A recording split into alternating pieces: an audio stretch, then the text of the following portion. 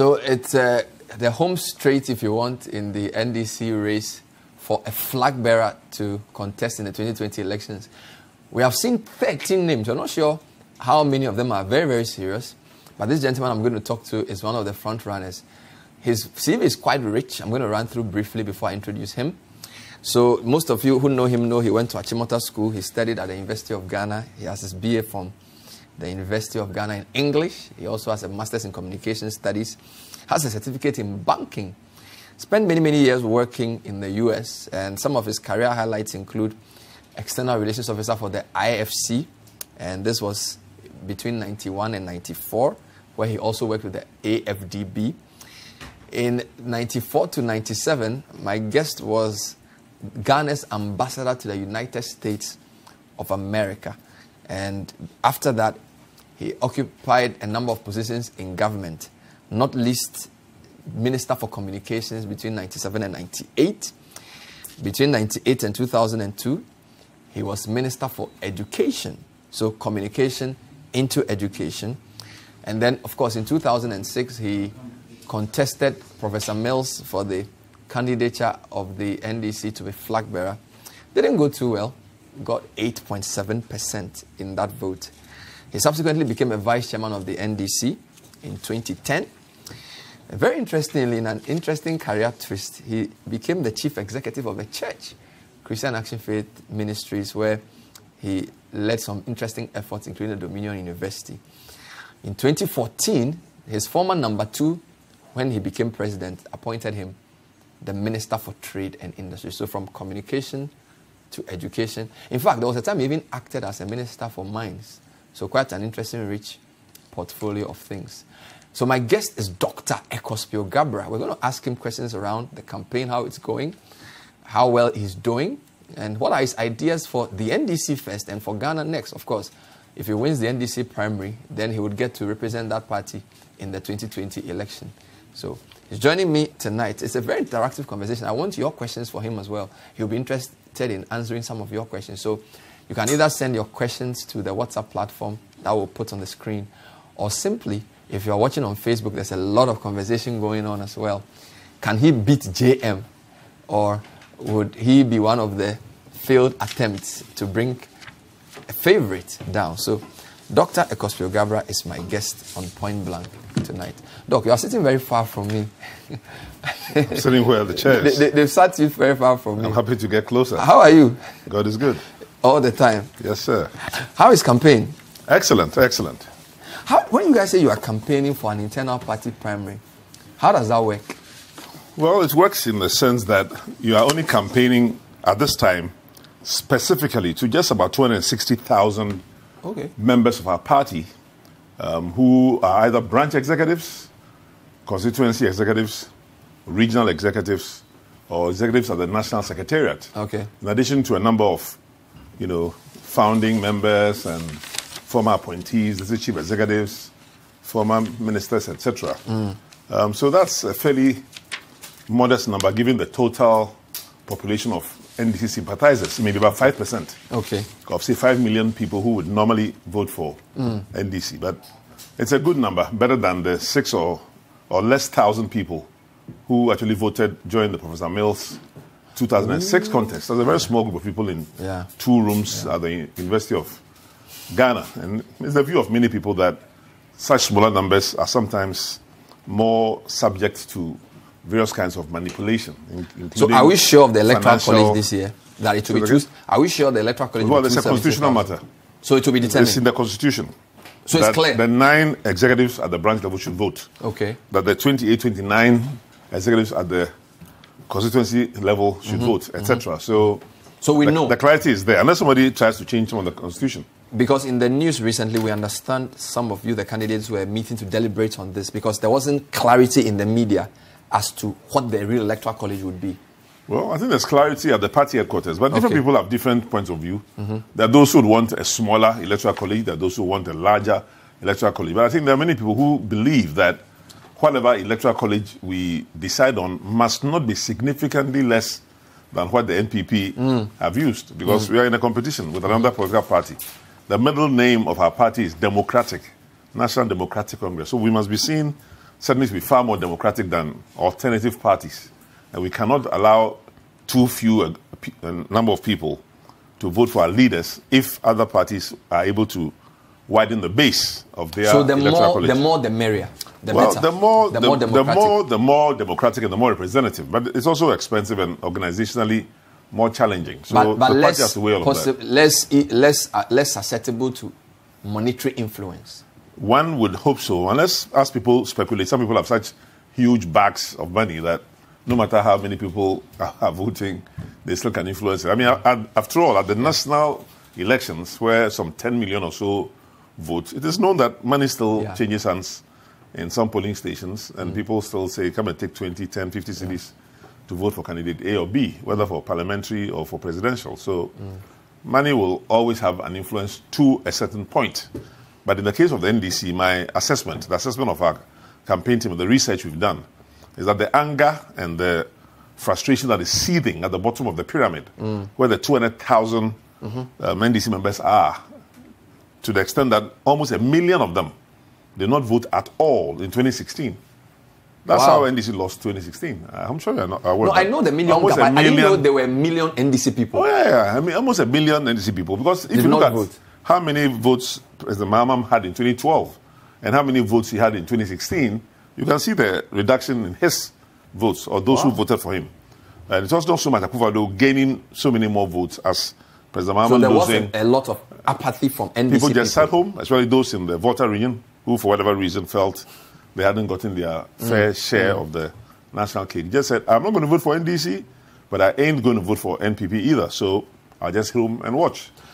And many of these are still delegates in the party at the the communicator that you are, how do you tailor your message for these 260,000 people, knowing that you are not yet talking to the sort of 5 million or even whatever? Because it's a specialized election. Exactly. Right? So actually, we don't use the mass media, as we are sitting here, as our primary source of communicating with NDC delegates. Some may be listening to me, but the place to talk to them is in their constituencies, where they reside. So all of us are going around the country at a different paces and engaging with groups of 50, 80, 100, some 700, 600 people, depending on your strategy, saying things to them and hopefully letting them ask you questions. I mean, I speak to them for up to an hour and they ask me questions for up to an hour. So it's 50. So what are they telling you? Well, they're asking us why they have been neglected. That people came and promised them all kinds of things. President Mills came and built a huge national headquarters that they appreciated. When other leaders came, even constituency offices have not been built. So they will hear on the radio or through the medium that either Ekwow or some other such person got a house and 2 4-wheel drives. And they wonder, well, why didn't we get at least a party office in our constituency? Why don't we have any equipment? We don't have any laptops. We don't have any photocopiers. We don't have internet access. And we are either meeting in the old classroom buildings or in somebody's backyard or under a tree in some cases, for a party that has been in office for 16 solid years and based on the Green Book that we used in the last election, have done a lot of wonderful infrastructure. So yes, you've built the roads, you've built the bridges, you've built the airports, you've built the schools, you've built the hospitals, but you haven't built your party. It's what the delegates are saying. And therefore, unless people like you, pointing to me, bring something fresh, something new to replace what we've experienced in the past. So by saying that, are they asking you to put party first? At least at the level of the flag bearership race. At the flag bearership, we are only talking about party matters. I mean, issues of education and health and national security and crime and poverty, yes, of course those things are important. But if you go and stand in front of them and talk about those things, you are really not communicating. But how do you convince party members that when you become president, and I'm asking this on the basis of what even happened today with, we understand, yesterday or so, foot soldiers of the MPP, TAFO, saying they'd been neglected. We heard of this or that. Political party foot soldiers seem to believe that when their party comes to power, they must, quote unquote, be taken care of. I think there are many ways of taking care of people. Not everybody can get an appointment. There are only so many public positions. Not everybody can get a contract. Many of them don't even own businesses. When I ask a group of 100 NDC people, how many of you own your own business? Less than 20%. So I tell them, you're not ready for a contract, you're not ready for business because you have not even registered a company. But what they need most is attention. Okay. And that's why I've said, amongst my 7-point agenda for addressing the concerns of NDC, is like Kwame Nkrumah, when he was president, he created CPP himself. He was the first general secretary of the CPP. He was the first member of the CPP. So he understood that it was CPP which got him to where he was. And he therefore addressed the needs of CPP by leaving the Flagstaff House in those days to come and sit at CPP headquarters, which is today's Ministry of Information, and spend time with his party people. So I've said to them, as part of my 7-point agenda, that when you're coming to the Flagstaff House, today's Flagstaff House, there's protocol, there's security, there are all kinds of political people interfering with what are you doing here, small boy, foot soldier, grassroots man, go away. I will move from the Flagstaff House to the party headquarters at least an hour or two in a given week or fortnight, depending on my schedule, and let them have access to me. So having access to the president, you heard of even senior people like Bagbin complaining that they wanted to meet the president at one time, they didn't give him the chance. You hear someone like Kwabena J, a former chairman of the party, saying, I wanted to see the president, I wasn't given a chance. And many other people have similar complaints. They didn't say they went to look for a contract. They didn't say they went to look for an appointment. They didn't say they went to ask for a handout. They just want that opportunity to express their views, their opinions, their recommendations to whoever is their leader. But has it always been like... So that's one of them. There are 6 other points. Come that. Yeah, has it always been like this, that party supporters... Because you've been a minister for many, many years. Sure. Did party people always want to meet like Rawlings when he was president? Yeah, I'm sure they did. It wasn't that easy because he was in the old castle, which has 3 or 4 more security processes before you get to him. But you remember he started off not with the party, but in a revolutionary environment. There were so many attempted coup d'etats. So the security situation... It was a different dynamic. A different dynamic. But when he became a constitutionally elected president, I would imagine there would be pressure on him to meet different groups of people. But he went around a lot. And so he would rather go. He went around a lot. He went to towns, he went to villages, he went to rallies, he went to debates. So people, I guess, had some opportunity to meet with him. But in this current era, if you don't find time to go to them, they really feel like they're neglected. So we are in the era of the foot soldier. The era of the foot soldier, of the grassroots worker who feels that he needs to have occasional access, either individually or in groups, to his leader and his leaders. Because if the branch executives and the constituency executives are also not paying attention to that foot soldier, then he begins to continue looking higher and higher and higher the ladder. Or even when we were ministers, some would come to our offices, and in my case, they'll come and sit down, 30, 40 of them, and I would go out of my office and see them in my conference room 2, 3 times a day. Ask their names, what they're there for. In 10 minutes, you can really work a room quickly if you know what you're doing. Hand them over to other assistants who can address the specific needs they have. Sometimes give them a note to go here or to go there. They just want to know that you care, and not necessarily the money or the appointments or the contracts. But the 7-point agenda also includes helping to strengthen the youth and the women's wing of the party, which are among the foundations. If you remember, under the Rawlings era, since you referred to it, Nana Kudedu did a wonderful job with the women of creating the December 31st Women's Movement, and they had almost 1 million members at a certain point in time. Beyond simply being a political force, they were also encouraged to engage in income-generating activities. So whether it was batik, tie and dye, or bead making, or cassava grating, and gari making, and zomi, they became financially empowered.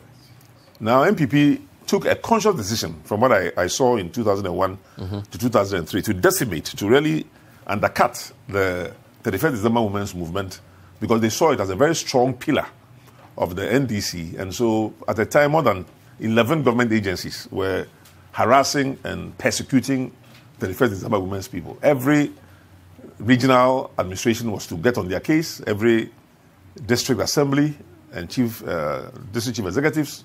So it was seen as a political, BNI, CID, political organization that could threaten the MPP. Definitely. Not just the group to support SFO women. were all on their case. Until today, it's difficult to get probably even 10 or 100 women in Ghana who would stand up and say, yes, I'm part of what used to be the 31st December Women's Movement. So NDC has to find a way to replace that big gap that exists in the women's wing. The youth wing, youth men especially, but women as well, are often looking for training opportunities, education opportunities, scholarships, and, of course, jobs and employment. And many of the NDC people are of the view that past governments have not paid as much attention to them the way they claim NPP tends to pay attention to their youth, in their youth wing. So there's a lot of work to be done to strengthen them as well. I've proposed creating business development committees at the national, regional, and constituency levels to orient the minds of our NDC members a lot more to private enterprise and to private business, because NDC started more from the left of center of the ideological divide, and so most NDC people have not set up their own businesses. We've been taking them through a number of workshops and courses to encourage them to become entrepreneurially minded. Then I've talked about establishing a credit union. So that's your fourth. Are you counting them correctly? Yes, because you've mentioned... Women's wing was one, youth wing was one, another. The foot soldiers first. You've mentioned the women. Building constituency offices is one. Working on the youth, two. Women's groups, three. Credit union, is four. Business development committees, is five. We'll get to the other ones. I wanted to take a breather from the five and just remind viewers where we are. So we are having a chat with Dr. Ekwow Spio Garbrah. I don't even know whether to say one of the four leading, because it's not very clear. And because we don't have scientific opinion polls on this yet, we're not really sure whether to describe him as the dark horse or the forerunner. But what we are certainly clear on is that the incumbent, John Mahama, is the forerunner or front runner, if I want for better, a front runner. And then Dr. Spio Garbrah and the others seem to be trying to catch up. We've read different stories. For example, a couple of weeks ago, there's a story that came that some pundit was suggesting that the others should come together so they can beat Mr. Mahama. One of the things that baffled me was how come there doesn't appear to be a clear John Mahama alternative? And permit me to frame this question. It seems to me as if NDC hasn't given itself the chance to test candidates as much. So, for example, after the party lost in 2000, the major person who went against Mills was Botwe in the Legon 2004 primary, the one before 2004, I think 2003, which he lost.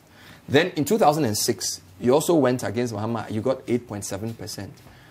For then Mills to win again, he became candidate, he became president eventually in 2009.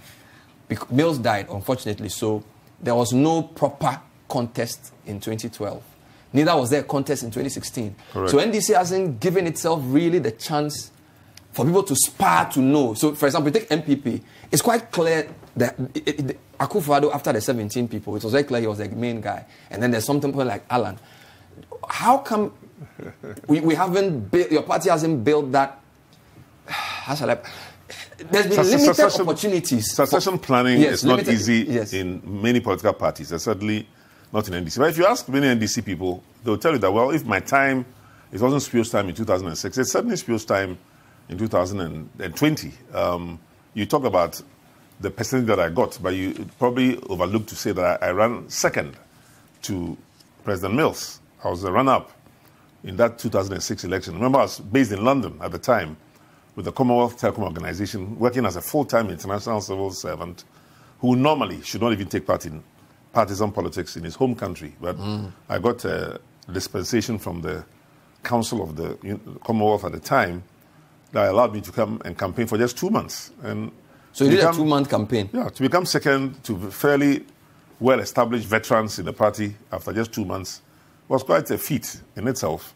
And I think in the minds of many of the delegates, which you might not be following, they have seen me as the natural successor, except to the fact that the constitution of the NDC required whoever was the vice president at the time that President Mills died to inherit the crown. And as you also said, there was no competition in 2012, no competition in 2016, and therefore... Should there have been after the... Competition always helps anybody. All of us sitting here, if you sat in a class and you're by yourself, you probably wouldn't be as good a student as you are. Open it up in 2012? Well, in many of these things, I can't say I know who decided because I was not as active with those decisions as I may have been. But certainly the Council of Elders gets involved in such decisions. The National Executive Committee also gets involved in such decisions. But it will be usually some power brokers who find it fit not to encourage competition. In any case, in 2012, there was only about 5 months between the time President Mills died in July 2012 and the election. And there was a view that you didn't want to have a divided front with people trying to be flag bearer candidates in a short period and then go into a national election. So let the vice president, then who had become president, go straight into the election, which allowed us to win. But again, NPP took it to court anyway, and you had the pink sheets, and you and I were not there case for almost 8 months. So even then, in the minds of some people, it wasn't as clear a victory as it could or should have been. Then 2016, again, the view is that the president is a sitting president. It's a little awkward for those who are mostly his appointees to contest him. So let him also have a free run for the presidency. So that's what happened in both cases. And that's why it's very important that, at least in this case, as much competition is encouraged as possible. Why is competition important in business? Why is competition important even among churches? Why is competition important in the media? It forces you, the Madavile, to be the best television talk show host there may be in Ghana, to do your research, to ask the right questions, to gain audience attention and traction. In the same way, it forces us. Are you giving me an endorsement? With your permission, sir. And you may also give me an endorsement in due course. We'll put up your website to help people donate later. Excellent. So that will be the endorsement. Thank you very much. You are saying competition is important for excellence. It's important for excellence, and also in the case of political parties, to compel the candidates to go down to the grassroots and to engage with them. Otherwise, you sit in Accra and you get elected as a president, you have not engaged with the grassroots, you don't necessarily feel a sense of responsibility and obligation to them, and it may then become easier for you to consciously or unconsciously neglect them. Then they say, hey, you didn't do enough. In that sense, can I say that NDC does not appear to tolerate enough dissent? Again, as a young university student, I watched the Kwesi Botwe Mills contest. It didn't end really well in terms of how some people perceived how he even dared to go against Kwesi Botwe. Yourself in 2006, after you went against Mills, when he became president, a lot of people felt that you were not given an appointment in his first term because of the fact that you dared to even go against him. So it was Mahama who actually gave you a proper appointment, for want of a better word. And most people who have gone against either incumbent, I mean, they had either had to leave, Nana Konadu and co. So it looks like the party, even though it's a Democratic Congress by name, somehow doesn't manage these internal conflicts well. And either people fall off, I mean, you had Obed go out and all of those things. What, is this correct, and why is this the case?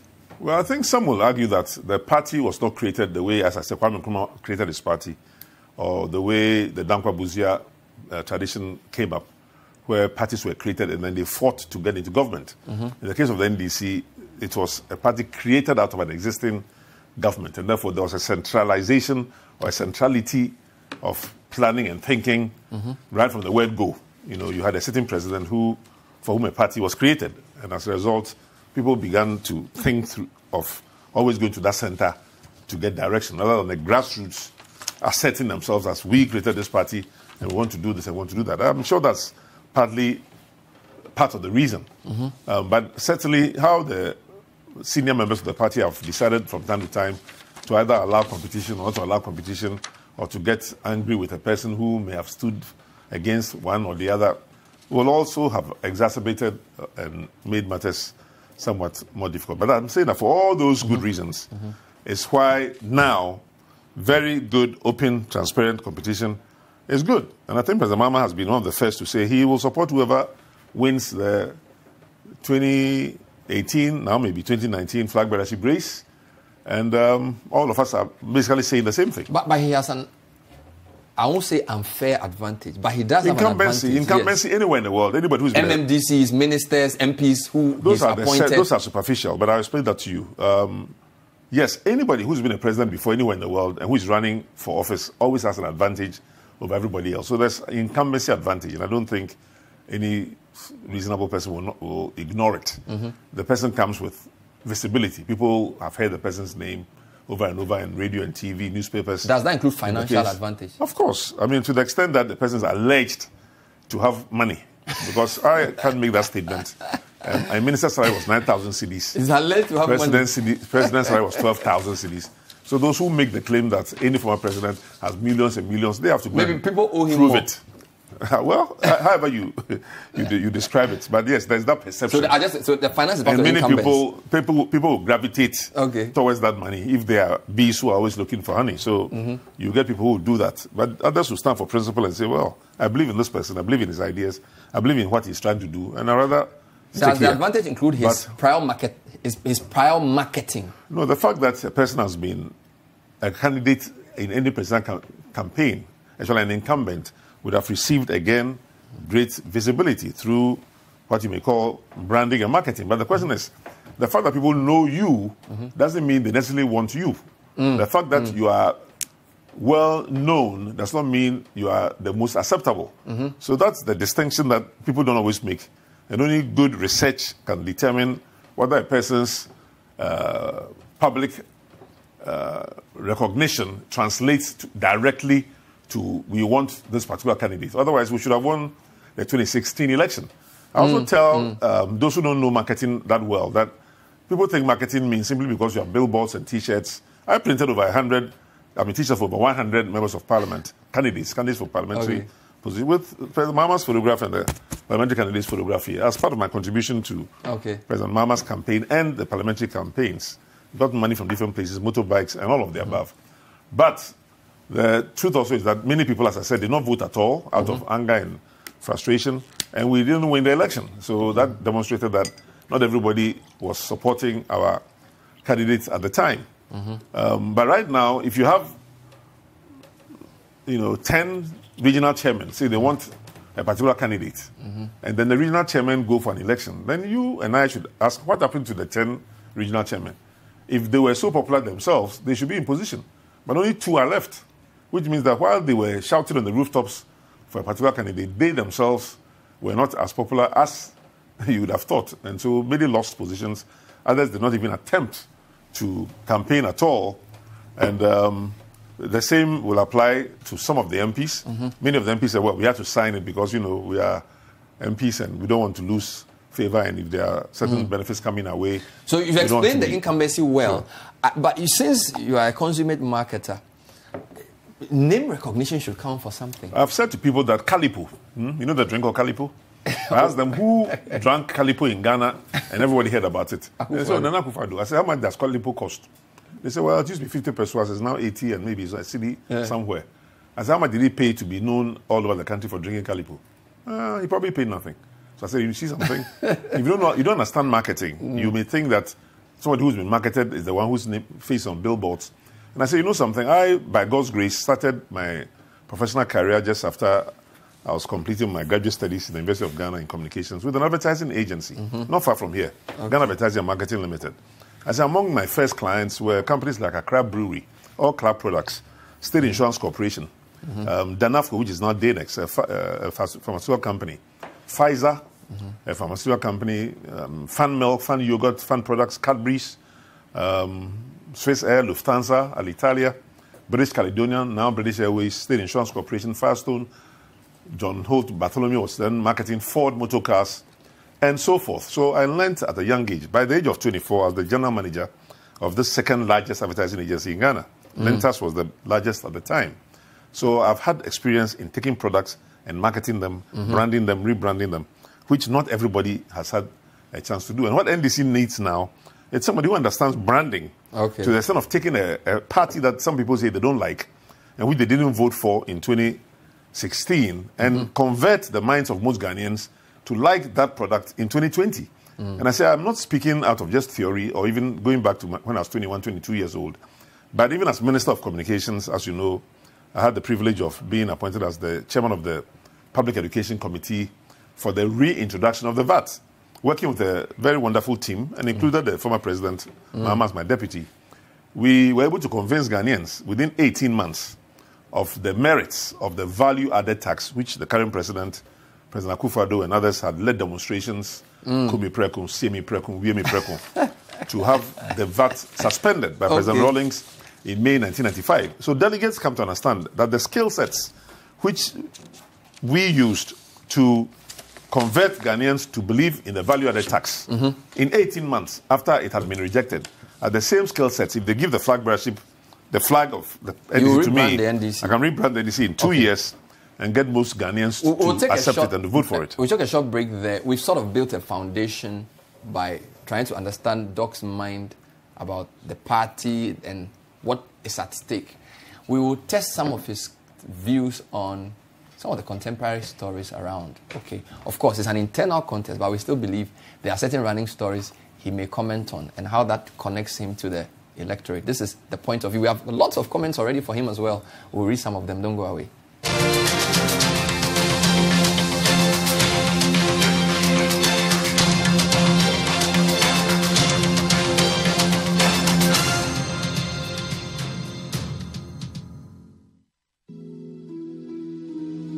Ever thought about where you'd really want to live or invest? Is it beautiful, modern, and sustainable? Is the architecture advanced with state-of-the-art facilities? What if I told you you could find it only 15 minutes away from Adenta? When your hard work pays off, you need to invest in the right place. High-quality real estate appreciates in value. But the value is not just your home. It is also the area that surrounds it. Good roads with safe speed limits, drainage for even the most punishing floods, and neighborhood planning that ensures your view will never change. You can also invest in the commercial, social, and mixed business spaces, as well as Apollonia Business Park. It's time to make your move to Apollonia City. Call or visit us today. Our payment plans are tailored for you. Visit www.apollonia.com.gh or call 0275 577 577. Citi TV is live. Citi TV is a free-to-air digital channel. On a digital TV, please press menu on your remote control and run a news search on your TV. Take note that without an antenna, you cannot access Citi TV on your television. Citi TV can be accessed on a free-to-air digital box like GoTV and StarTimes box. Tune into Citi TV and experience your world. Citi TV, it's your world.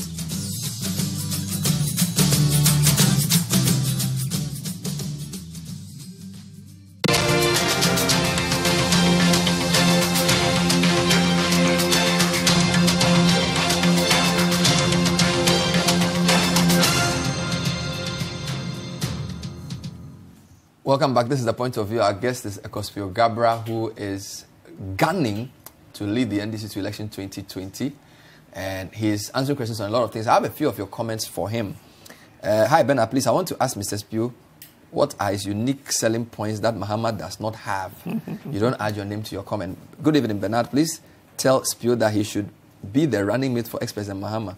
It's going to be a great team. If ex-Mahama takes you as vice president, will you accept it? Edem from Kasua. Very interesting themes here. Let me go on. Dr. Spio Garbrah, you've achieved a lot in life, and by the grace of God, you lead Ghana someday. You are more than capable. You don't add your name to this message. Mena, please advise the man to lobby for running mate rather than the flag bearer. This theme seems to be repeating itself quite a lot. Quarterback from Tema says, is former President Mahama a stumbling block in your quest to become president of Ghana? Timothy from Ashaiman, he says, why has Spio decided to contest his boss JM? Is it because JM is incompetent? Boama, city boy from Oda, says Spio Garbrah is the best man for 2020. Hi Bernard, I'm James Nee Boy Kwe from Achimota. My humble appeal for Spio Garbrah is that he is a great person and a good candidate for NDC, but he should rather consolidate with other aspirants to form a strong synergy against Mahama, because politics is a game. The delegates will talk the truth when you, the candidates, visit them. But those same delegates will take money from other candidates and shortchange you. Okay, so there are two themes here. The theme of running mate and then the theme of you, the others. There was a photo last week or so of you guys meeting, and then some people started speculating that it meant you were strategizing to unify or something like that. What's the real story there? No, it's not the first time some of us have met. 2 of us, 3 of us, 4 of us. On this occasion, 5 of us have met and discussed matters of mutual interest. I mean, as long as we are all candidates for the same examination, we obviously want to know whether the examination will be set, the questions will be set right, whether the examination hall will be prepared in a manner that will be a level playing field, whether we are revising our notes very well to sit the exams and pass well. things along those lines. I mean, the idea is to avoid unnecessary acrimony and unnecessary mudslinging amongst ourselves as candidates, because there are a couple of colleague candidates whose campaign teams tend to go at each other a lot and call each other names. My campaign team has been told right from day one, this is not a battle of insults and mutual accusations. It's a matter of us putting our best foot forward and selling the best aspects of our candidates. So have the five of you met to discuss a potential strategy against the front runner? I don't think we need such a strategy. The fact is that anytime any of us goes out to speak to our delegates, we are telling them that vote for me, and I'm not a former president. There are 9 others who are not former presidents. So obviously, if 9 people want the delegates to vote for them individually, then the message is similar. We want change. And we are also telling them that almost all the people in the room, 80% of all the delegates we go and meet, are new delegates. They themselves benefited from change as branch executives or as constituency executives. So we say that if change was not good, will you yourself be here as a delegate for us to talk to? So if you are willing to change the party, 80% of delegates at the branch level, at the constituency level, at the national level. Are you saying that the delegates we have 80% are new? Correct. Really? No, but look at it. That's why I started. I gave you the example of the regional chairman, because those you would easily recognize, of which only 2 are left. That's 20%. And that is about the same percentage nationwide. In some places, 100% change. Other places, 95%. But in other places, 60. Hardly any branch or constituency had only 50% change. So people are looking for renewal. They're looking for reinvigoration. They're looking for fresh blood. And that, I say, it's not a hurricane. It's not a whirlwind. It's not a thunderstorm. It's not a cyclone. Hey, then it's a tsunami. It's a tsunami. It's a tsunami that is moving with 6 so foot high, it 6 should meter wide. Translate It will hit to the national elections. Through the national to the flag bearership. Wow. So there'll be surprises. But have you guys discussed what to do if there's a second round? We haven't gotten to that stage yet. I think everyone at this stage believes or hopes that they are a candidate who can win. I certainly expect to win. But to the extent that you've been the longest, you are the most experienced that is correct. of the... I know the routes better than everybody else. In terms of you are the ones who has tried I know where the street bumps are. I know where the potholes are. I know where the lions come out of the forest to chase you out. So you're saying that if it gets there, you feel it will be right for them to say they will step down for you? I can't say that now. It's up to them to decide that.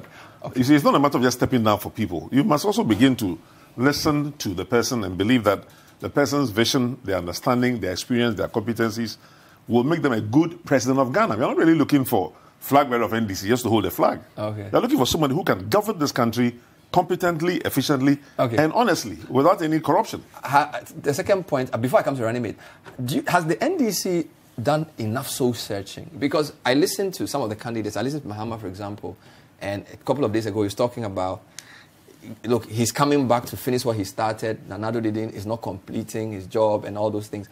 Do you feel your party has been honest to the people of Ghana about why you lost and why you were so seriously rejected at the poll? I don't think we have been completely transparent. I mean, to the extent that if a very distinguished university professor of law, Dr. Butchwe, and originally a 13-man committee, but which grew to over 25 or so people, go around the country and collect data and opinions, much as some of the data may be raw data and therefore may not be shared in their rawness, that none of that report, not a page, not an executive summary, not an edited version, a redacted version, a précis, a summary, is available even for national executive members of the party, even for former cabinet ministers who have sworn oaths of secrecy and oaths to the state. So I certainly don't understand that. Not at all. Nobody in the party headquarters itself has seen it, except the general secretary. Officially, anyway. Serious? I'm serious. And nobody in the former cabinet of the government has seen it officially. So who commissioned the report? It's not helpful because who commissioned it? The party secretariat commissioned it. But I believe that the result that they saw may have indicted some particular individuals, not the whole party. And I don't believe that a dead body, 2016 election result is a dead body, it's a cadaver that you're going to do forensic analysis on. You are worried that people will read it and somehow it will affect the attitude to you in 2020. I'm not one of those who's convinced about that. Maybe there are some people who, if the report came out, may have it difficult in attempting to seek whatever positions they are coming back to seek. But other than that, I think the document itself has some information that should be of value to particular groups. So I'm one of those who has argued that if there are 6 or 7 pages of the report which will be of value to the Volta region because it concerns them, just that portion can be given to them. Okay. If there are 11 pages that concern communications and what we did right or wrong, it can be given to a communications committee to reflect on what they could do better. If there are things that deal with logistics or fundraising or fund management, it can be given to relevant groups. So one can dissect and disaggregate the report in various ways so that nobody gets the whole report. So the party leadership doesn't seem to want to confront the cold, hard facts. Well, there are many people who are of the view that if you may have stage 1 cancer and you're not ready to look at your own blood test and urine test and your x-rays and whatever it is, the diagnostics that your doctors are taking you through, well, you must be a very unusual patient just to be taking a medication without understanding your illness. I think there are many parts of our culture who say that those who sell their illness are those who get the treatment for it. You know, so we are not selling our illness very well. Is there a fear that maybe the MPP could use it against the party? That's the allegation being made by some people. I don't believe that. I'm saying that the election has taken place already. So if people find that this is what you did wrong in 2016, how does that, interfere with the things you want to do in 2020? Unless you are arguing that you are going to do the same things you did in 2016, so they've discovered your weaknesses. Of course you had weaknesses in 2016 and you lost an election. So whether it's because your pants were down or you didn't wear the right clothes or whatever, you now have the opportunity yourself as NDC to repackage yourself and be a different party and take different decisions. So what happened in 2016 doesn't affect you. I've heard you say that you are neither corrupt nor incompetent, and nobody in your life has ever called you either. Two points there. You did work with the previous government that lost, so you were the trade minister. Correct. So is there not a collateral? So if people consider that government corrupt and incompetent, is there not a collateral association? I don't know who considers the whole government corrupt and the whole government incompetent. I don't know that. But I know that if a soccer team loses a match, say 3-1, the spectators can still see the 2 or 3 players in the losing team who did very well and who scored their goals or who passed the ball well or did dribble well. So you can still distinguish yourself in a team that may have lost, if that's the question you're asking. So I don't know. I mean, that NDC as a government was corrupt. I don't know that. Nobody has been charged with corruption amongst the cabinet, not the former president, not the former vice president, not any of us cabinet ministers. So it was a perception that was certainly promoted. And it may be, as some people are suggesting, that it is only after we've elected our flag bearer that MPP will now start leveling all the charges against the person to weaken us so in the electoral race. Let's be clear. Are we saying that we are not really sure why the NDC lost? We are sure that, among other things, when I've asked NDC communicators what was our communication message for 2016, they say, well, they can't remember it. And when I asked them what was MPP's message for Ghana in 2016, they rattle off a lot of things. These are your communicators? NDC communicators, 58 of them in Ashanti region, and many other delegates I've met all over the country. They couldn't tell me what message NDC had for the people of Ghana in 2016. Maybe if you raise your hands, what was our message? No, seriously. And they say, well, we didn't have a message. Whatever message we had. They didn't say infrastructure, something. No, they said, well, there's a green book, but the green book is not the message. And in any case, the green book only demonstrated that NDC had done wonderful infrastructure work. Yes, very important. But the election was not about the past. All elections are about the future. Okay. You are voting for somebody today because of what he can do over the next 4 years. All right. You are not voting for somebody today because of what he did 4 years ago. So it's good to show them what you did for the last 4 years. But the emphasis in our communication should have been on what more shall we do for you over the next 4 years. And while all of that was in a manifesto, which is a book of very elaborate and wonderful English, the NPP did a better job from a branding point of view of were you not part sloganeering. Were you not part of the team? I was supposed to be part of the team. But again, this is not public. It's not big news. I was actually nominated as a member of the communications team for the 2016 election, but I was not called to a single meeting between then and now, till today. And I made it known at a meeting of more than 200 ministers and deputies. Everybody was there, president, vice president, the entire party headquarters, that you have nominated me to be a member of the political committee of the NDC. You have also nominated me to be a member of the communication committee of the NDC. Now, 6 months after the nomination, so this is now about March 2016, you haven't called me to any meetings. Are the meetings taking place? And I may not be hearing about it, or I may have missed the locations, or they're not taking place. Nobody answered those questions at a general meeting. So it's not the first time you'll be saying this. They know that you're not directly involved. Well, I would have loved to be. I mean, I've done communications all over the world. I came into this country because President Rawlings heard that I was the head of communications for the whole African Development Bank, a $77 billion institution that was, you know, promoting itself all over the world. And he said, well, why can't such a man come and help Ghana? If you can speak on all financial economic affairs of the continent of Africa and promote the continent to the rest of the world, and you are then brought into your own country to be a minister of, initially of information. I was told I didn't have a voter ID. I went away, came back as ambassador, later as minister of communication. I've been willing to help and to serve my nation. Were you involved in the 2000 campaign? Absolutely. As director of communications of Atta Mills campaign team. But he still lost. Yes, so you can be involved and you can lose. But you don't lose 900,000 or 1 million of your own supporters. And Atta Mills lost very narrowly. And we had to even go to a second round before he lost. Which he lost well. Well, he lost the second round as well. But you have to give me the figures. I think it was the 49 to 51. No, in the second round, Kufuor had 54%. In the second round. In the first one was close. Second round, Kufuor won quite cleanly. So quite similar actually to the Akufo-Addo-Mahama spread. Not exactly. 44%. No, the second round was much clearer. But that was for 57, I think, for Kufuor, if I remember correctly. Yeah. In any case, it was a loss. So, yes. So your communication skills couldn't salvage Mills? Oh, because you were one of the key communication people in that campaign. I was, for sure.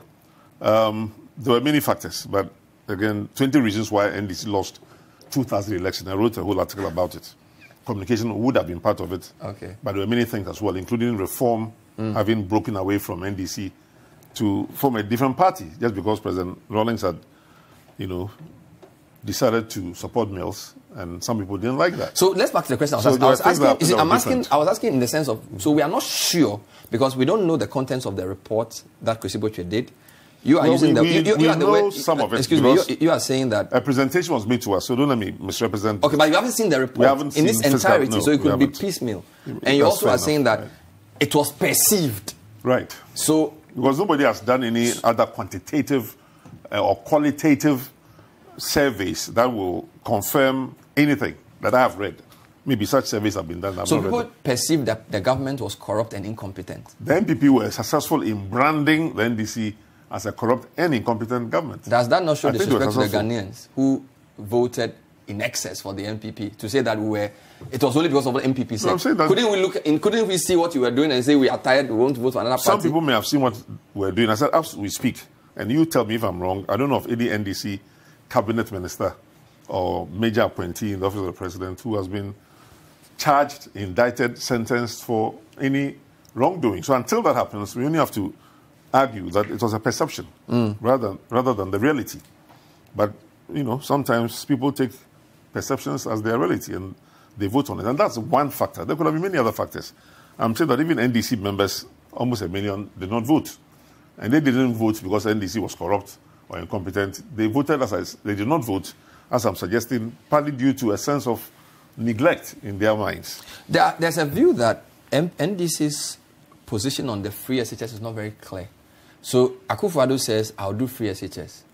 He's come, he's done it. Whatever. He hasn't done it. But because... he hasn't done free SHS? No, he's doing some of it. But parents still pay a lot of things for their children to go to school. At SSS? At SSS. I mean, there's a long list of about 20 things you must bring to school from your house, or you can't enter the boarding house. So bring a bucket, bring a towel, bring some bed sheets. But does free SHS mean that you don't bring a bucket to school? Well, that's the point. You have to define which part of the senior high school education is free to the parent. Because as long as the parent is incurring any cost towards their child's education, it's not entirely free. Do you think the NDC should run a test on... And some of this began under the popularity 2014 under Mahama's government. You see, I'm asking, because it doesn't appear... The NDC's position on free SHS doesn't appear to be very clear. Some say progressive. Now you are saying what another is doing is not even free SHS in totality. The NDC's position when we were in government was that we were promoting a free, compulsory, universal basic education. Now the first 9 years of school was what we're making free. But the Constitution of Ghana requires every government to make education progressively free, even all the way to the university level, if you can afford it. You are a communicator. You know that, look, the population doesn't have time for a lot of the nuance. So somebody says, I'm doing free SHS. So it was a good slogan. So I'm not sure that... my question is that your alternative as NDC, is it clear?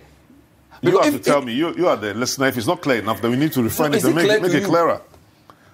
There are many voices. NDC's there are many voices on NDC and free SHS. I will admit that.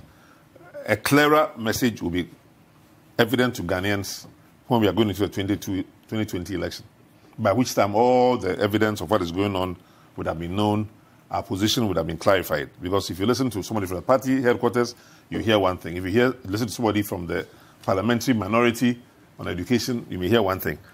What some people like to say is that some people have said, I've heard somebody say, when we come, we shall scrap the free SHS.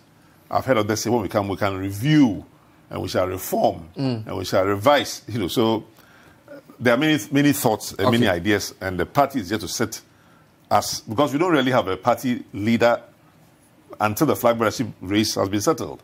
And that leader, hopefully it's me, by God's grace, will lead a discussion within our party to have very clear we'll take positions break. On the SHS and communicate that to Ghanaians. We'll take another break and really beg for more time, because we haven't done anything at all. We've just been building a foundation for the interview. So I'm really urging my producers to allow me. You have 2 hours, I suppose. No, I have an hour and a half.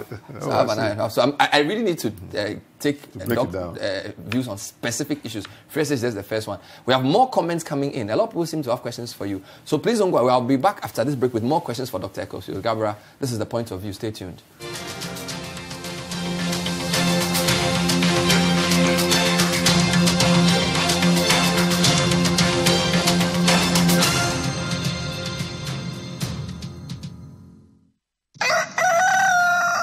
We spice up your mornings with culturally enriched conversations, social interviews, and policy-oriented discussions that will keep you updated on the progress of the nation.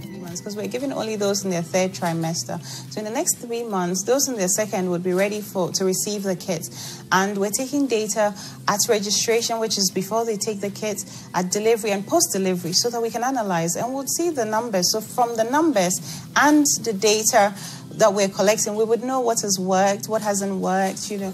Join the Breakfast Daily team Monday through Fridays from 7:30 a.m. to 10. Let your voice be heard with the hashtag Breakfast Daily. Join us for breakfast daily, only on Citi TV. Ever thought about where you'd really want to live or invest? Is it beautiful, modern, and sustainable? Is the architecture advanced with state-of-the-art facilities? What if I told you could find it only 15 minutes away from Adenta? When your hard work pays off, you need to invest in the right place. High-quality real estate appreciates in value. But the value is not just your home. It is also the area that surrounds it. Good roads with safe speed limits, drainage for even the most punishing floods, and neighborhood planning that ensures your view will never change. You can also invest in the commercial, social, and mixed business spaces, as well as Apollonia Business Park. It's time to make your move to Apollonia City. Call or visit us today. Our payment plans are tailored for you. Visit www.apollonia.com.gh or call 0275 577 577.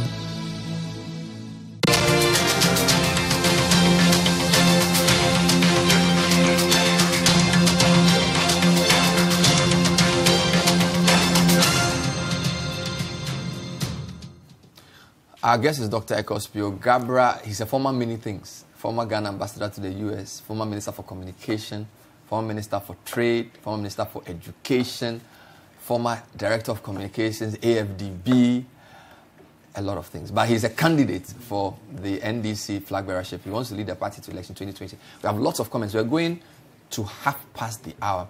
So just relax, grab a cup of tea, and enjoy Ekwow Spio Garbrah. So here's more of your comments. Bernard, I believe in NDC because of him. My name is Haruna. Spio is the best person to lead the NDC, but unfortunately, the delegates will choose money over competence and vote JM. George Quatting in Adenta. Ask Dr. Spio Garbrah if he's aware that he speaks and makes clear statements when outside government, now when he's in government. And I like him outside government than in it. Shadrach Yao, Tafia Mekbo. Hi, Bernard. Spio Garbrah is a sure bet to lead NDC. He has a message, not just shouting, Idebi Keke, Kofi Ama Marshall Somanya. Hello, Bernard. I must say you are a phenomenal. The point of view is very informative. I respect and admire Spio Garbrah for his decency, humility, and maturity as a politician. This is Janet. Good candidate, but he must wait for another 4 years. That you'll be 68. You don't know how old I am. Hey, Charlie, you are 64, right? I'm glad I look that young. Yeah, I was surprised to find you. Because the thing about Spio is when you entered the political scene, you were in your 40s. So for a lot of people, you are still in your 40s, even though you are not a small boy. Hi, Spio Garbrah, may Allah make you the winner. Your message for the grassroots and party faithful is welcome. Your campaign has so far been the best so far. This is Prince Pelpo Al-Gaddafi. Thank you, Citi TV. Razak from Tantra says, good evening, Bernard. Tell Spio he's going to be the president of Ghana after JM in 2024, so you shouldn't worry. Hey, how many? 2024 is how many years from there? 6 years. You'll be 70. Like Akufo-Addo and Buhari. I don't think that's God's plan, but let's see what he says.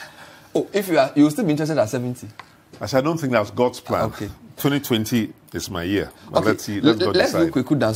Good evening, Bernard. Please ask Spio Garbrah his greatest achievement at the Ministry of Trade.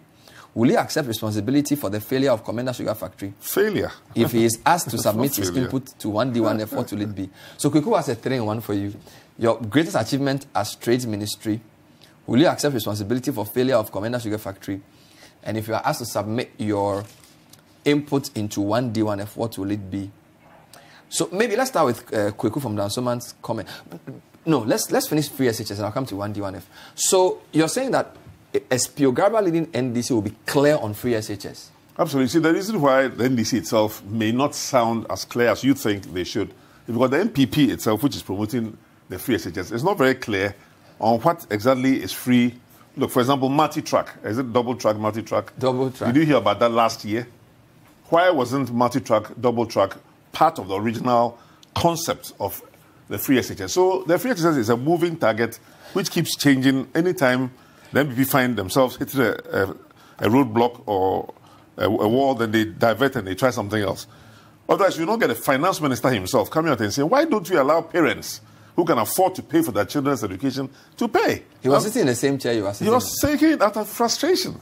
When the finance minister says that to you, it means he's been arguing with his colleagues in cabinet that, look, we can't afford this free SHS thing. It's taking my whole budget out of kilter. Let's do this to seal all the holes. And the guys that say, no, it's a political campaign message. We got to give it to them. And no matter how much it costs, it's going to give it to them. And are you mimicking somebody? Well, you know what is going on in the NDC cabinet. There are strange animals going on there. And so now you say double track. Now, next year, when the 3-year cohorts all enter the secondary education, you will hear a different phrase altogether than multi-track, double track.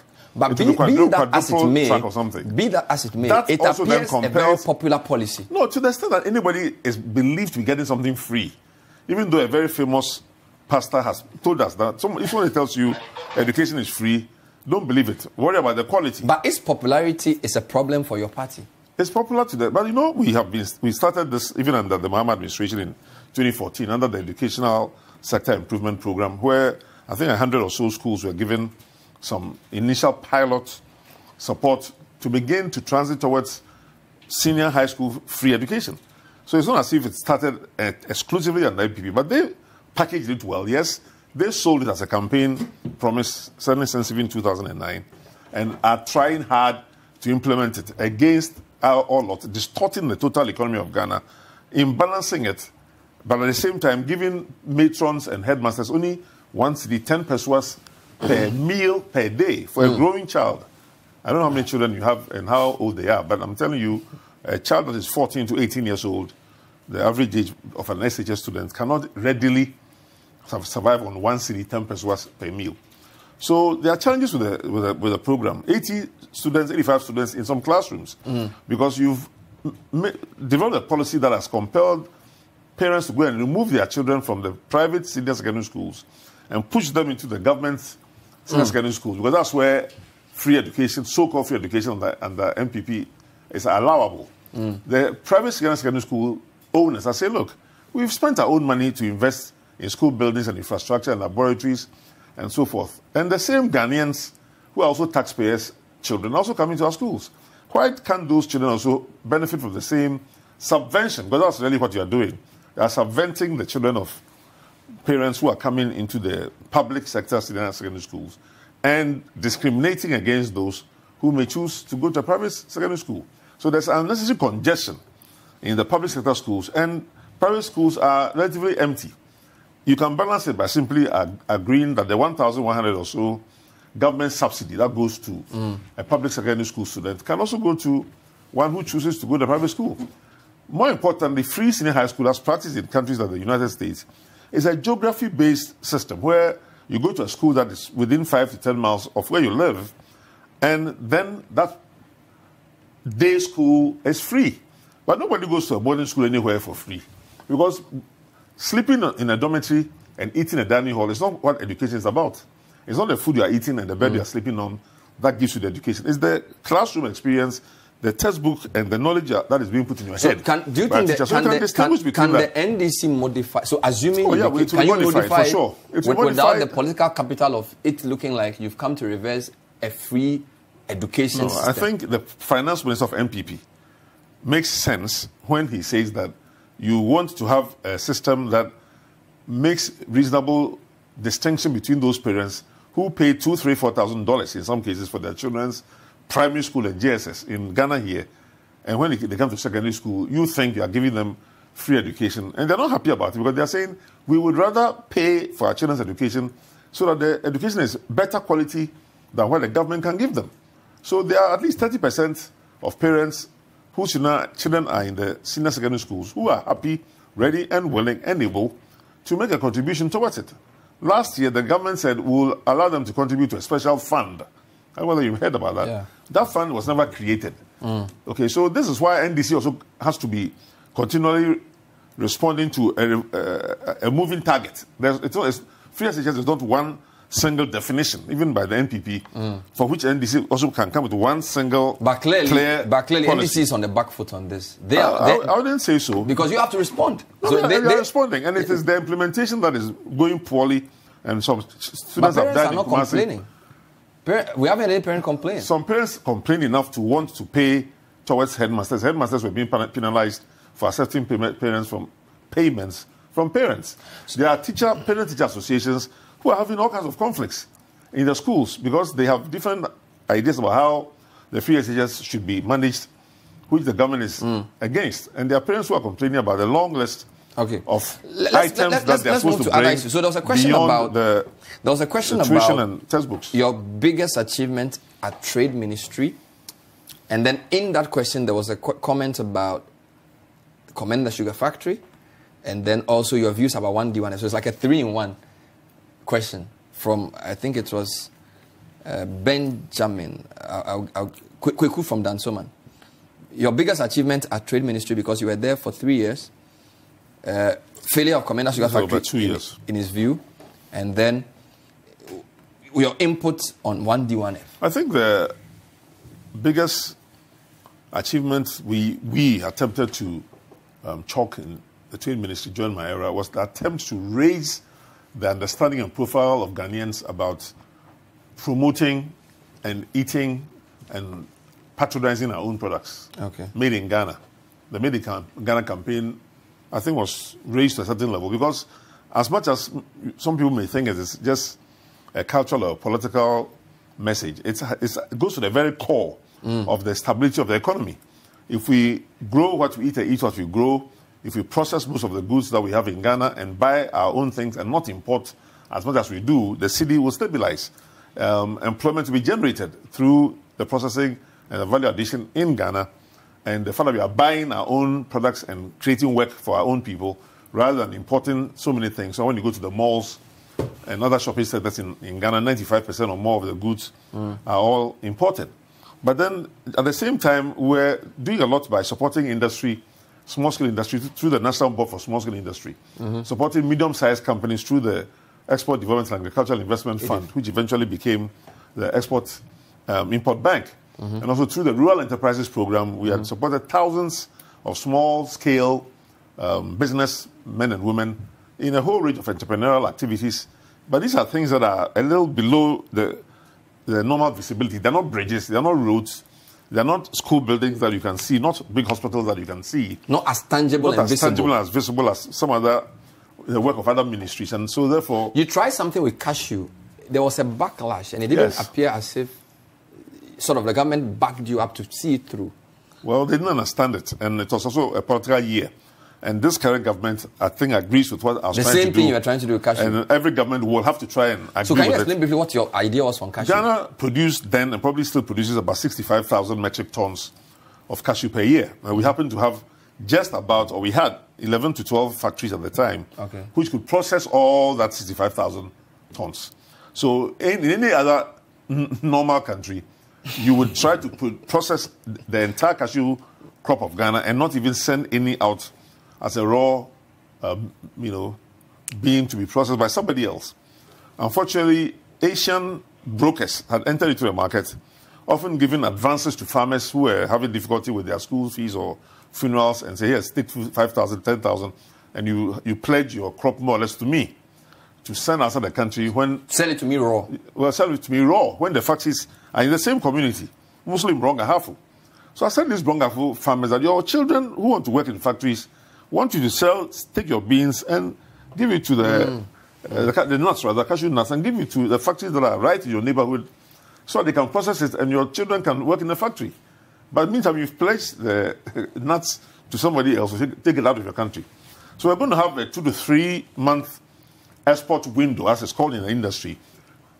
3 months only out of 12 months in a year, during which we would not allow raw cashews to be exported, and to make it possible for the factories to at least have some cashew nuts to process.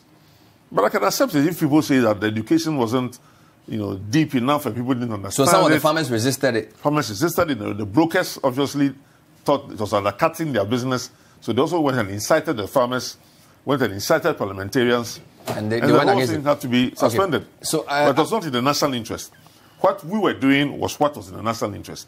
And that's often the problem when you are in public office, that when you want to do things in the national interest of the Republic of Ghana, there are many other people who are looking to their personal interest. But strong leadership should have backed you. I hope so, but it didn't happen in this case. But that's unfortunate. Well, many things are unfortunate in government. No, because I feel... that is partly why I want to be, by God's grace and with due respect to the electorate, the leader of my party and the president of Ghana, so that this time, when I take the decision myself... if Mahama wins, can NDC win 2020?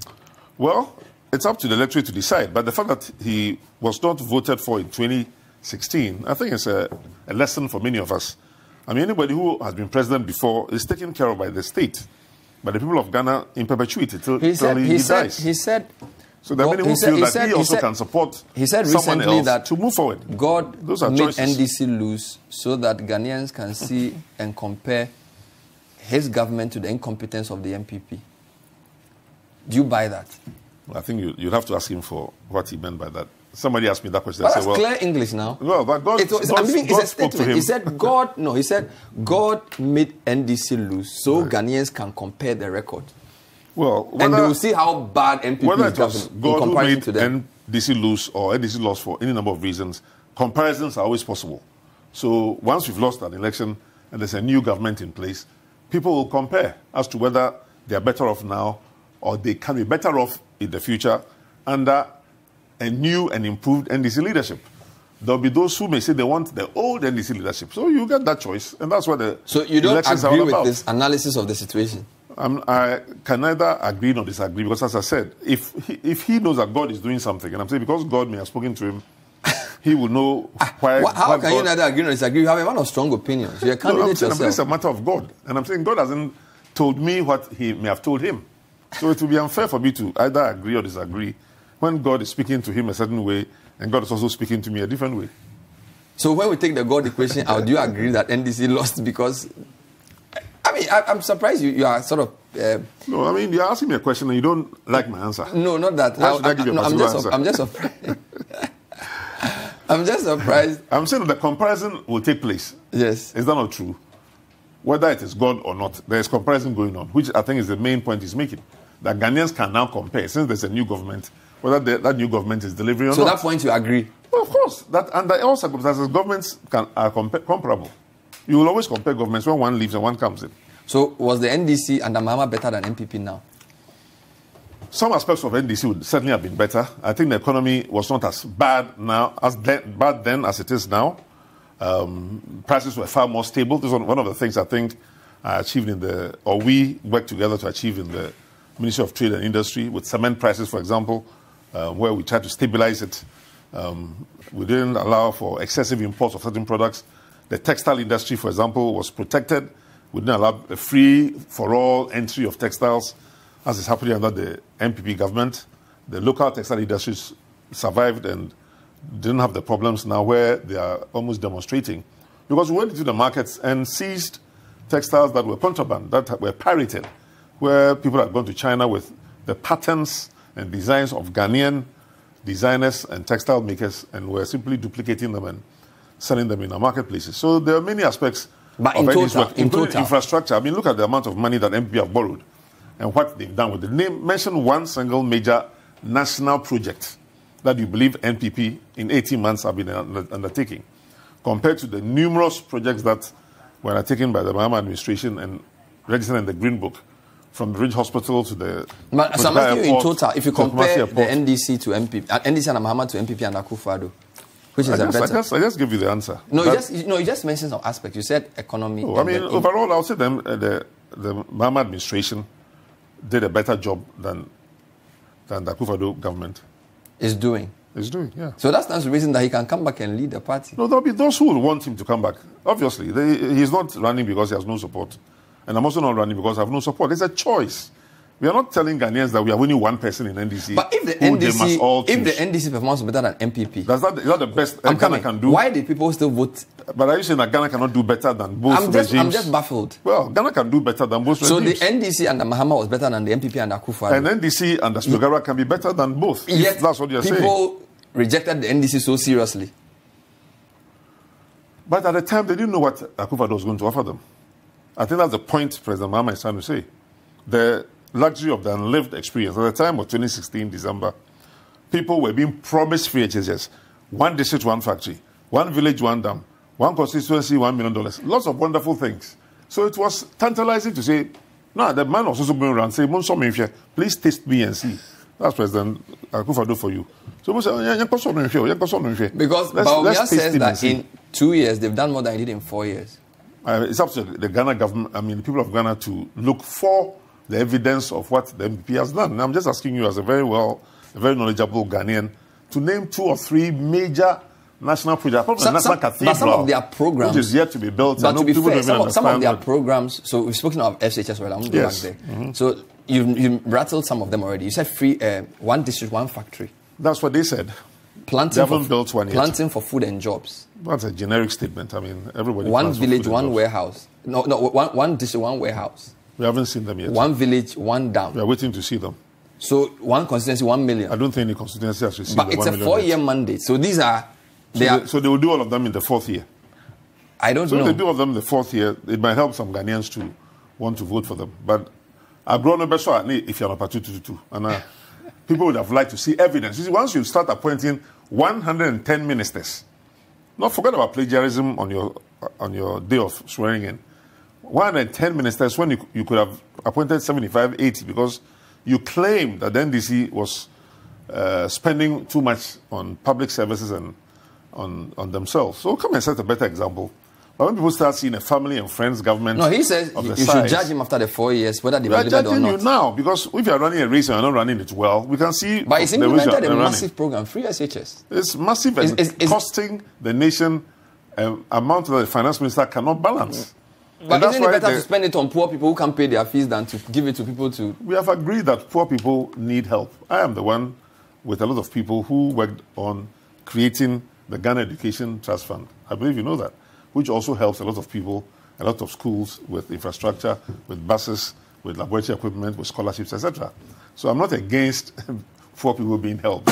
But I'm saying that when you're trying to help poor people, and there are rich people who themselves say they don't need the help, why force They've started help on them? Employed 80,000 young people too. It's a temporary, it's just an extension of national service. It's trying to say, to do 3 year national service instead of 1. That's all it's about. After the 3 years, what happens? By that time, you would have pushed through a whole lot of people through the senior high school system, not all of whom may necessarily get into university, and you are then going to create another major unemployment challenge for this republic at the post-SHS level, after people have gotten their free SHS. Are you building enough universities? NDC came, built universities in every region, put up hospitals and rehabilitated the Ridge Hospital, the 37, the Kozuka Airport. We are not seeing what NPP is doing, especially in areas of infrastructure, new roads. Nothing is being built. And so beyond SHS, free SHS, which, in fact, Nana Akufo-Addo used to answer such questions when you had debates. That, Mr. President, President candidate Nana Akufo-Addo, how will you solve the problem of sanitation in Ghana? The free SHS. What about the problem of is this a vacancy? No, you go and look at the videotapes of the debates. Almost everything that he was asked, he said free SHS.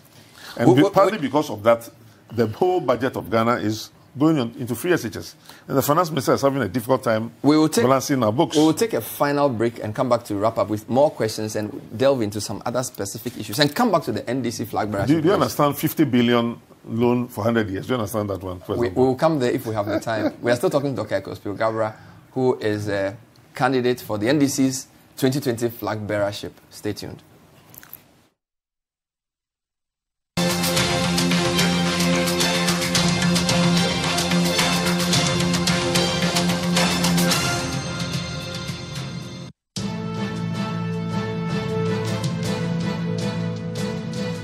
It's engaging, detailed, and loaded with factual and incisive analysis. It's The Big Issue, your preferred Saturday morning news and current affairs analysis program on Citi TV.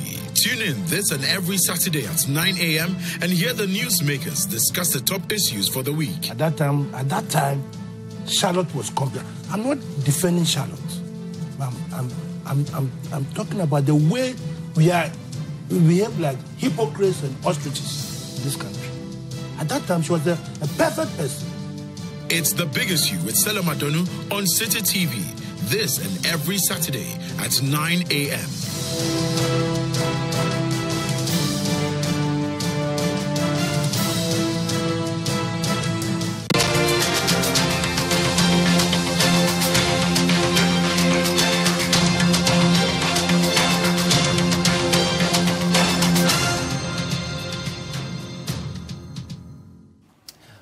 Welcome back, and we really need to thank you for your comments. Lots of you are still engaging with Dr. Spio Garbrah with many questions for him.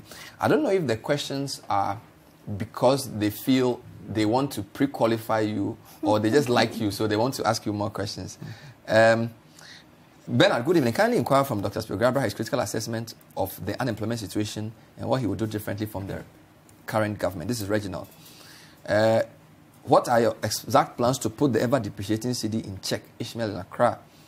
Hi, Bernard. Please ask him on his take on NHIS and the no-bed syndrome. William Nyavo from Spintex. The major challenge Ghanaians are battling with today is unemployment, escalating fuel price, galloping cedi against the dollar. Ask Spio Garbrah to tell Ghanaians what he would do differently to ease the burden should he become the next president of Ghana. Prince Pelp in Wala. Kindly ask Spio Garbrah what he would do to the Get Fund policy he initiated. How will he get it gelling?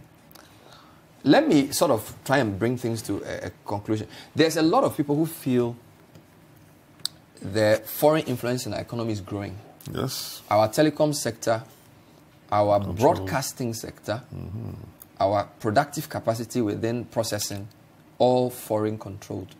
What's your agenda for in that whole sense?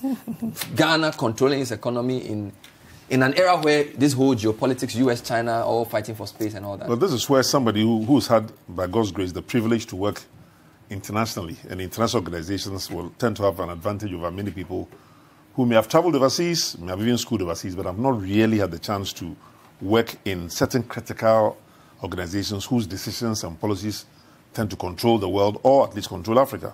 But it's also probably instructive for me to share with the audience that I'm one of the few last living, but young enough people to be president of Ghana who were once young pioneers. The organization that Kwame Nkrumah established to inject his DNA into the next generation of Ghanaians, so that as long as I live, I have to reflect. You are CPP? Oh, definitely. As long as I started off that way. My father was a CPP man. NDC is an amalgam of mostly CPP, but also some former UP members. But the issue is that nationalism, Nkrumah made a number of very important statements, including the fact that the whole purpose of our independence was to show to the world that the black man could be a master of his own affairs.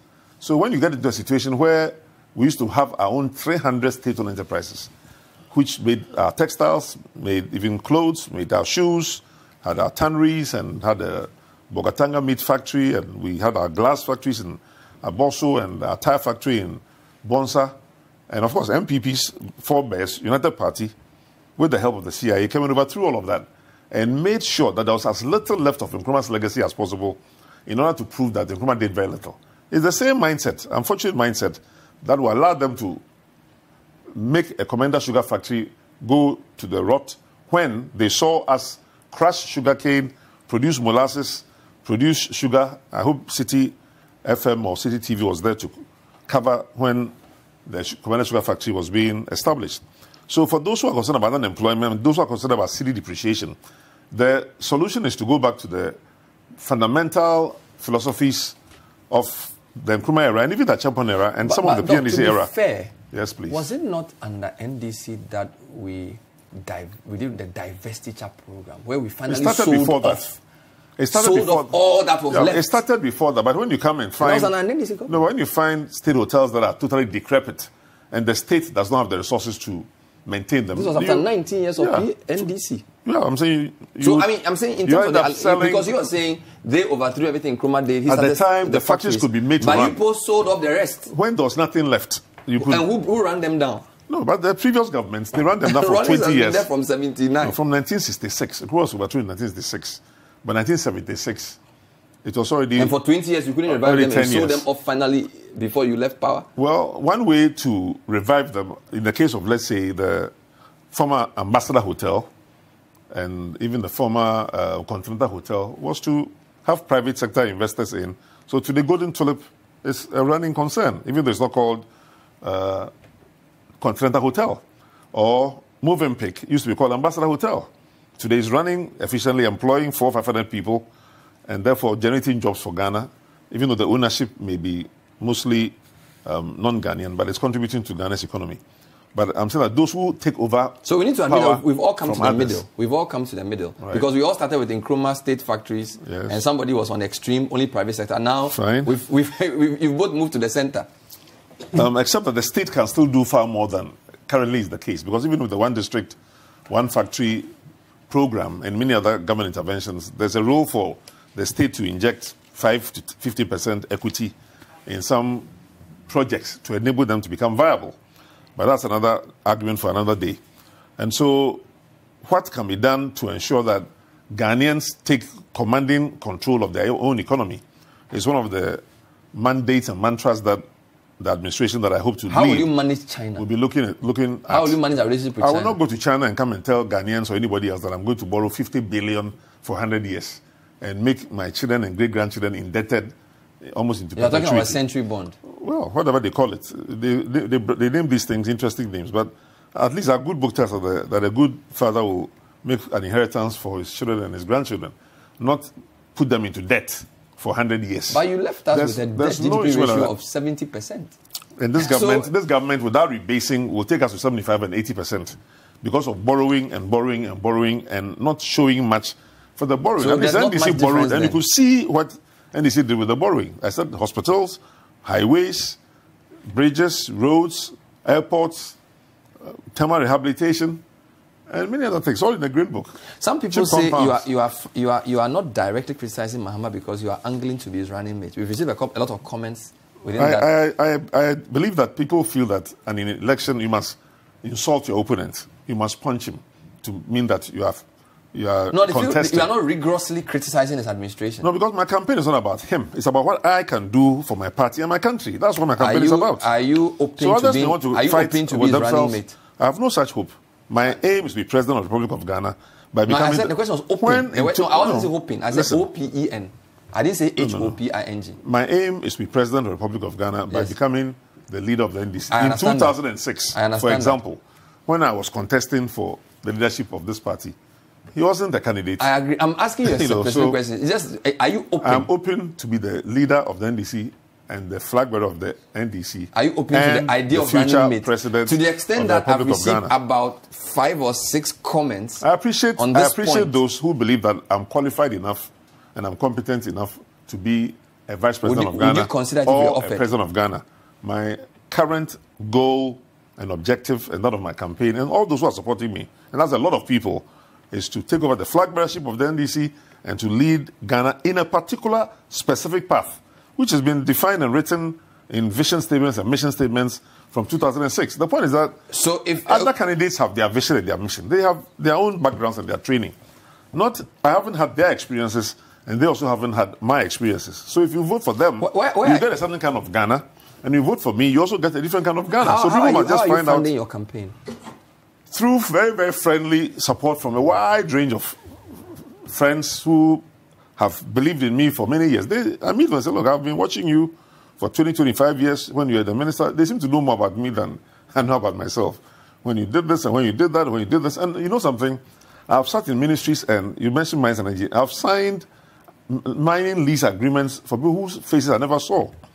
I'm not the kind of minister who must see your face and ask you for something. People are coming back before to say thank you. Approve to you. Most of the people coming are not even people that have necessarily made wealthy. So how are you raising millionaires? funds? I don't know who they are. How are you raising funds? Oh, you see advertisements of mine even in Business and Financial Times. You don't pay for it? I pay. Why not? Or people pay for you? Well, sponsors are paying for me, yes. Sponsors are giving me vehicles. Sponsors are printing T-shirts for me. They are printing posters for me. Your campaign give me fuel. Website on the screen. I see a *713 *9867 hash. So people can pay with hash, yeah. So you are doing a crowdsourcing. Mobile crowdsourcing. Obama, very good man in the United States, living in a 2-bedroom apartment in Chicago. Didn't have much money, but he went around and people supported him with $20, $50, $100, $2,000 until he raised $800 million. He didn't have to steal it. I don't want to steal any public funds in order to fund my campaign, and friendly people are coming out of the woodworks. In Jesus' days, he said, look, if people don't come and worship him, even the stones can be made to come and worship him. So the same way, we are appealing to all rank and file. You see it out there. Come and support us. We want to bring a new and improved NDC, a new and improved Ghana, based on competency, based on experience, based on honesty, based on integrity, and based on the values of the NDC: probity, integrity, and accountability. And I think there are many Ghanaians who are, really striving and hoping and praying for that day when they will see a good, strong, competent leader in Ghana, a good, strong, competent government in Ghana, which will think about the national interest first and not the interest of self, family, and friends. And I hope, with all due respect, that I represent that future of Ghana. Are the delegates listening to you? They listen to me for an hour and ask me questions for another hour. Do they ask for transportation money to go home? I think it is a common practice that if you convene people from their villages to meet you somewhere, that you help them to go back home. I think that's a very common. They're not buying their votes. There's no voting at that time. You have asked them to leave their homes to come and meet you somewhere. So have they assured you have their vote? Many have done, but many will, and there are many candidates going around talking to them. So many will wait till fairly close to the election to make up their minds. But when they think about the fact that, especially if they vote for anybody who can only serve 4 years, then after all their effort, first of all, no party has been removed from power which has been in office for only 4 years, and the president also for 4 years. It will be the first time in Ghana's history if we as NDC are successful in removing the NPP after only 4 years. We wish you well. It will not be an easy battle, and therefore, if they're going to go through that effort to remove the NPP, they want a candidate like myself who has the potential for serving 8 years and not just 4 years. And it's a very important point for many of them. We wish you well. We know you've been traveling around the country, so you have to go again. Thank you for talking to us. Always a pleasure. Ekwow Spio Garbrah. And that's all we have time for tonight's edition of The Point of View. We hope you've enjoyed it. For those of you whose comments I could not read, we really apologize. But there's a Facebook stream with more comments you can contribute. His team will put up this interview on their website, so your comments will be captured as well. My name is Benadavle. Good night.